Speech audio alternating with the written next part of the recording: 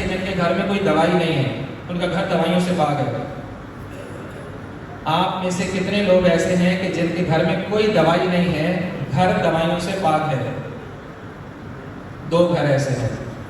اچھا، آپ میں سے جو لوگ 35 پلس یہاں بیٹھے ہوئے ہیں، 35 سال سے زائد عمر کے، 35 سال پہلے ہر گھر میں یوں دوائیاں ہوتی تھیں؟ کیوں جی نہیں ہوتی تھی؟ ایسا کیا مسئلہ ہوا؟ رہنے والے مسلمان، اسلامی ملک ہے، یہاں ہم جتنے بیٹھے ہیں سارے مسلمان ہیں، اور صرف 2 ہاتھ پڑے ہوئے کہ گھر دوائیوں سے بھرا ہوا ہے۔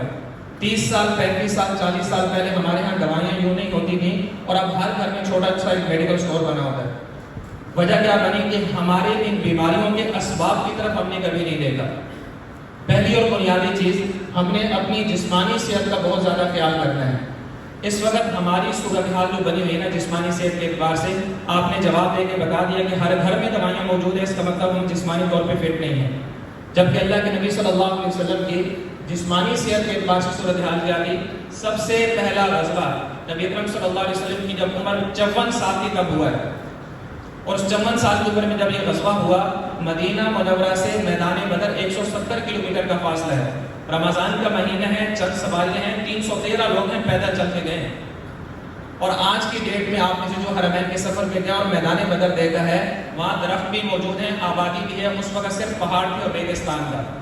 رمضان کے مہینے میں روزہ رکھ کے کفار کے ساتھ 313 نے مقابلہ کیا ہے۔ سوچیں فزیکل فٹنس کے اعتبار سے کس لیول پہ تھے، اور ہماری فزیکل فٹنس ایسی ہے کہ 1 کلومیٹر کے بعد سانس چڑھ جاتی ہے، اس کے بعد چلنا مشکل ہو جائے۔ اس کی وجہ کیا ہے؟ اس چیز کو ذہن میں رکھنا ہے۔ ابھی ہم جو کام کریں گے، ہم نے سب سے پہلے اس چیز کو دیکھنا ہے کہ ہمارا مسئلہ کیا ہے۔ تو مسئلہ کیا ہے ہمارا؟ اس وقت ہمارے یہاں بیماریاں عام ہو، جو ہمارے بچے بیمار ہیں اس لیے کھانا نہیں کھاتے، ہمارے بچے بیمار ہیں اس لیے رات کو جلدی نہیں سوتے، ہمارے بچے بیمار ہیں اس لیے صبح جلدی نہیں اٹھتے، ہم خود بیمار ہیں، کتنی بیماریوں کا شکار ہیں ہم۔ مسئلے کے بعد ہم اس مسئلے کی وجوہات کو سمجھیں گے، اس کے بعد اس کا حل، اور اس کے بعد عملی طور پہ ہم اس کے حل کو کیسے لاگو کر سکتے ہیں۔ تو مسئلہ کیا ہمارے سامنے آیا کہ ہمارے یہاں بیماریاں بہت زیادہ ہیں۔ ان بیماریوں کے اسباب میں سے سب سے بڑا سبب سنت طرز زندگی سے دوری ہے۔ ہم بیمار ہیں، اس کی وجہ کیا ہے؟ سنت طرز زندگی سے دوری۔ یہ کیسے؟ آپ کہیں گے بھائی کہاں بیماری، کہاں سنت طرز زندگی؟ ابھی آپ کو سمجھ میں آئے گا کہ سنت طرز زندگی سے دوری سبب کیسے بنتی ہے۔ جسمانی صحت کے لیے انسان کو چیزیں ٹھیک کرنے کی ضرورت ہے۔ نمبر 1، انسان اپنی خوراک اچھی رکھے۔ نمبر 2، انسان نیند کی ترتیب ٹھیک رکھے۔ اور نمبر 3، انسان ورزش کرے، کوئی نہ کوئی جسمانی سرگرمی ہو۔ اور یہ تینوں چیزیں سنت سے ثابت ہیں۔ سب سے پہلی اور بنیادی چیز ہماری فزیکل ہیلتھ کو اچھا رکھنے کے لیے ہماری ڈائٹ ہے، ہماری خوراک ہے۔ اب ہم نے دیکھنا ہے کہ 4 چیزیں خوراک میں، اگر یہ ہماری ٹھیک ہے تو انشاءاللہ ہم بیماریوں سے بچیں گے، اور اگر بیمار ہیں یہ شروع کر دیں گے بیماریوں سے نکل آئیں گے۔ پہلی اور بنیادی چیز، ہم نے کب کھانا ہے یہ شریعت نے بتایا ہے، ہم نے کیا کھانا ہے یہ شریعت نے بتایا، ہم نے کتنا کھانا ہے یہ شریعت نے بتایا، اور ہم نے کیوں کھانا ہے یہ شریعت نے بتایا ہے۔ آج تک ہم میں سے کسی نے کھانے کو دین سمجھا جی؟ آج تک ہم میں سے کسی نے کھانے کو عبادت سمجھا؟ ہم کیوں کھاتے ہیں؟ ہم کیوں کھاتے ہیں؟ یا کھانے کا وقت ہو گیا صبح دوپہر شام، یا کھانا سامنے آ گیا بس کھا رہے ہیں، یا دل چاہ رہا ہے تو کھا رہے ہیں، یہی وجہ ہے۔ مسلمان اور کافر کے کھانے میں فرق ہونا چاہیے کہ نہیں؟ ہونا چاہیے۔ مسلمان کا بچہ صبح اسکول جاتا ہے، مدرسے جاتا ہے، ناشتہ کر کے جاتا ہے۔ کیوں ناشتہ کرتا ہے؟ اس کو انرجی چاہیے، بھوک لگی ہوئی ہے، یا اس لیے کھا رہا ہے کہ دن کو بھوک نہ لگے۔ اور کافر کا بچہ بھی اسکول جاتا ہے، وہ تو مدرسے نہیں جاتے ہیں، اسکول جاتے ہیں تعلیم حاصل کرنے کے لیے، وہ بھی ناشتہ کر کے جاتے ہیں۔ ناشتہ کیوں کرتے ہیں؟ بھوک لگی ہوئی ہے، یا دن کو بھوک نہ لگے اس لیے کھا رہے ہیں، یا انرجی چاہیے۔ مسلمان اور کافر کے کھانے میں فرق کہاں ہے؟ حالانکہ مسلمان اور کافر کے کھانے میں فرق ہو، جیسے مسلمان اور کافر کی عملی زندگی میں فرق اللہ کے نبی نے فرمایا نماز سے آتا ہے، ویسے ہی کھانے میں فرق ہونا چاہیے۔ اللہ کے نبی کو ماننے والا، اللہ کو ماننے والا جب کھانا کھاتا ہے اس کو عبادت سمجھ کے کھاتا ہے۔ کافر عبادت سمجھ کے نہیں، وہ بھوک کے لیے کھاتا ہے، وہ انرجی کے لیے کھاتا ہے۔ آج ہم دیکھیں کہ ہم بچوں کو صبح ناشتہ کروا کے کیوں نہیں بھیجتے؟ اس لیے کہ اس ناشتے کو ہم عبادت نہیں سمجھ رہے۔ اس سے جو انرجی پیدا ہوگی، اس انرجی کی وجہ سے بچے کو سارا دن بیٹھ کر قرآن پڑھنا آسان ہوگا۔ دوسرے نمبر پہ ہم کتنا کھاتے ہیں؟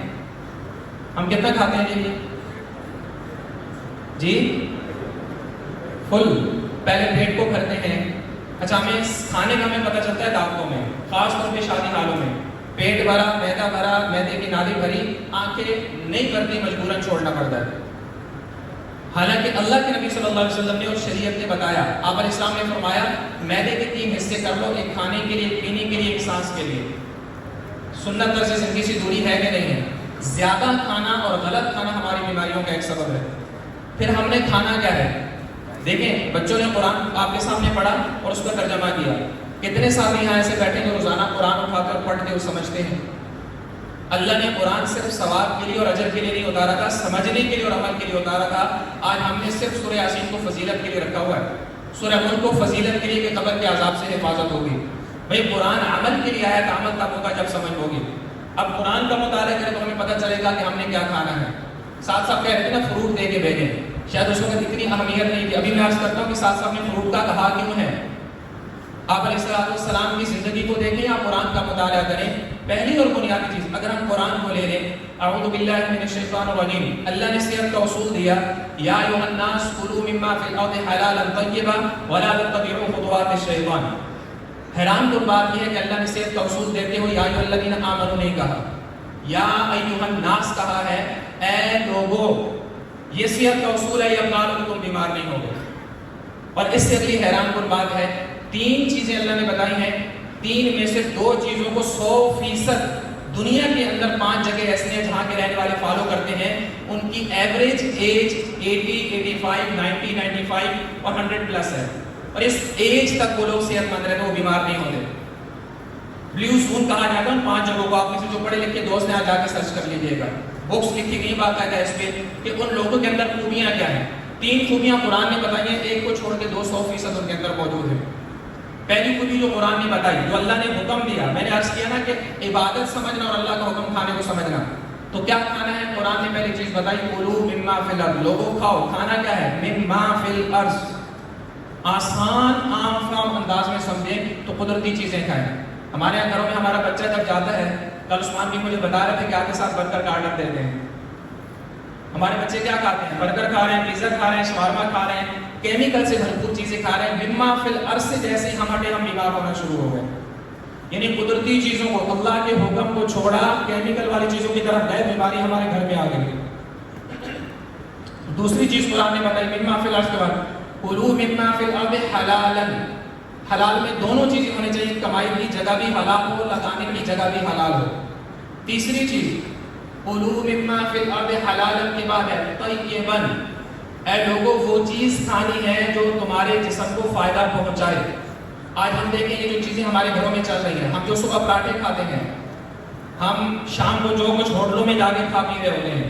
یعنی آج ہمارے ہوٹل ہماری وجہ سے آباد ہیں اور ہماری ہسپتالیں ہوٹل والوں کی وجہ سے آباد ہیں.